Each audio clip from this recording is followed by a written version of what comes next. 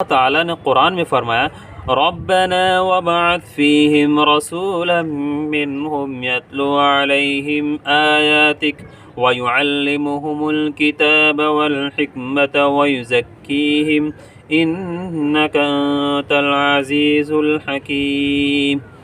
پروردگار ان کے درمیان انہی میں سے ایک رسول مبعوث فرما جو انہیں آپ کی آیات پڑھ کر سنائیں اور ان کو کتاب و حکمت کی تعلیم دے اور ان کا تزکیہ کرے۔ یہ حضرت ابراہیم علیہ السلام کی وہ دعا ہے جو آپ نے تعمیر کعبہ کے وقت فرمائی تھی، اور خدا نے اس دعا کو قبول فرما کر آخری رسول صلی اللہ علیہ وسلم کی بعثت کا ذکر کرتے ہوئے ارشاد فرمایا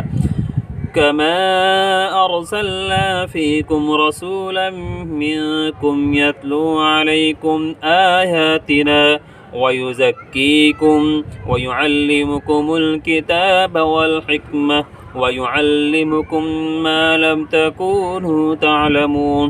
جس طریقے سے ہم نے آپ کے درمیان آپ ہی میں سے ایک رسول مبعوث فرمایا جو تمہیں ہماری آیات پڑھ کر سنائے اور تمہارا تزکیہ کرے اور تمہیں کتاب و حکمت کی تعلیم دے اور تمہیں ان چیزوں کی تعلیم دے جس کا تمہیں کوئی علم نہیں، یعنی رسول انسانی نفوس کو تمام ناپسندیدہ اور غلط رجحانات اور میلانات سے ہٹا کر نیکی اور خدا ترسی کے راہ پر ڈالتے ہیں، انسان کے انفرادی اور اجتماعی اخلاق و کردار کو خدا پرستی کی بنیاد پر سنوارتے اور پروان چڑھاتے ہیں۔ قرآن کے انداز بیان سے معلوم ہوتا ہے